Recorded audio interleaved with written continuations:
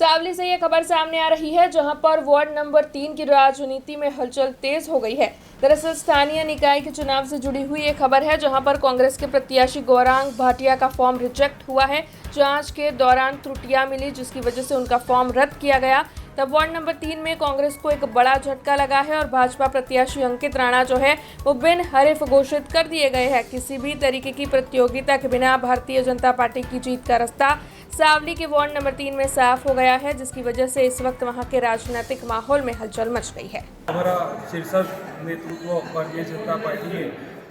अमरा प्रदेश अध्यक्ष जगदीश भाई विश्वकर्मा साहेब, संगठनना प्रभारी श्री रत्नाकरजी साहेब, गुजरात राज्यना मुख्यमंत्री श्री भूपेन्द्र पटेल साहेब, नायब मुख्यमंत्री श्री हर्षभाई संघवी साहेब अने तमाम भारतीय जनता पार्टी मोवडी मंडळना प्रदेशना नेतृत्व सविशेष सावलीना लोकप्रिय धारासभ्य श्री केतनभाई इनामदारनो पण अने सावली वडोदरा जिल्लाना अध्यक्ष बीजे ब्रह्मभट्ट साहेब, सावली नगर मारा शहर भाजप प्रमुख रचितभाई शाह साहेब अने तमाम मारा पायाना कार्यकर्ताओ थकी મને પાર્ટી તરફથી જે ઉમેદવાર જાહેર કરવામાં આવ્યો હતો અને ઉમેદવાર તરીકે મેં મારું ઉમેદવાર નામાંકન પત્ર પણ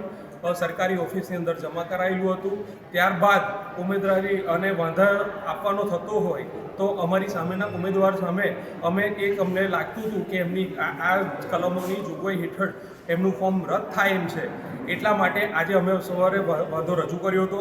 અને આજે અમારો વાંધો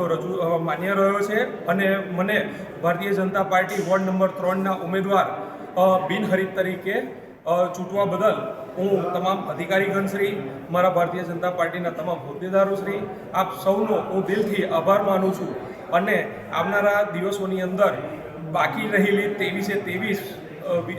નગરપાલિકાની સીટો એ પણ ભારતીય જનતા પાર્ટીના ફાળે આવવાની છે। એટલે હું વધુ નહીં કહેતા। ભારત માતા की जय, वंदे मातरम। हमसे जुड़े रहने के लिए हमारे YouTube चैनल को सब्सक्राइब करें और नई वीडियो की नोटिफिकेशन के लिए बेल आइकॉन को दबाएं।